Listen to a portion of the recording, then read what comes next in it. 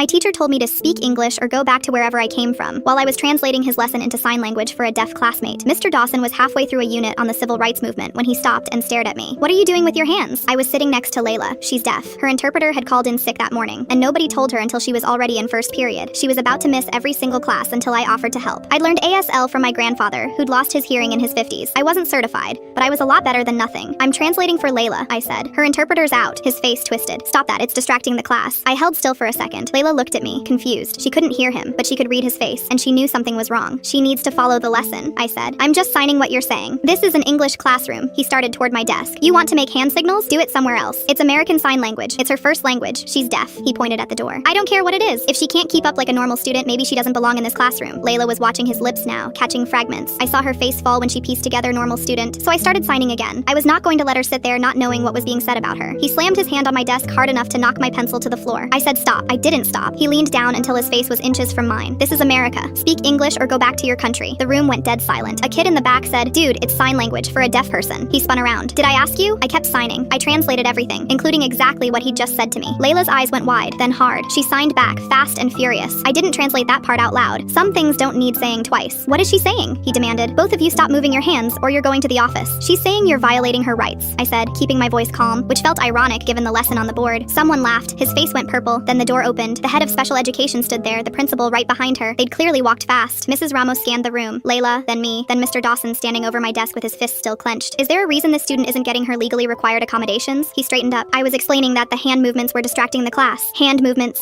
she repeated, her voice ice. You mean American Sign Language? The language listed in her plan as her primary means of communication. The plan you signed at the start of the year. She stepped in. I also got an email 2 minutes ago from a student in this room. Would you like me to read it? He didn't answer. She read it. That he'd told a student to go back to her country for helping a deaf girl. That he'd said deaf students don't belong in normal classes. The principal's jaw tightened. Sign language interpretation is a federally protected accommodation, Mrs. Ramos said. You denied it. You also made a discriminatory comment about a student's disability and a xenophobic one to another child. She turned to the principal. I want him out of this room, now. He started to protest that he was just keeping order. Looked around for someone to back him up. 30 students stared back. No one did. He walked out without another word, the principal behind him. Then Mrs. Ramos turned to Layla and signed directly to her. I hadn't known she knew ASL. Layla's face crumpled and she started to cry. Mrs. Ramos signed something else and Layla nodded. Then she looked at me and, signing as she spoke so Layla could follow, said, thank you for helping her. You never should have had to. We'll have a certified interpreter here tomorrow, permanently assigned. The substitute who showed up 10 minutes later didn't say one word about my hands. After class, Layla caught my arm in the hallway and signed slowly so I could keep up. You didn't stop. Even when he yelled, you kept going. I signed back. You needed to know what was happening. It was about you. She smiled, wiped her eyes, and signed one more thing before walking off. You see me? It was the easiest sign in the world to read, and the one I'll never forget.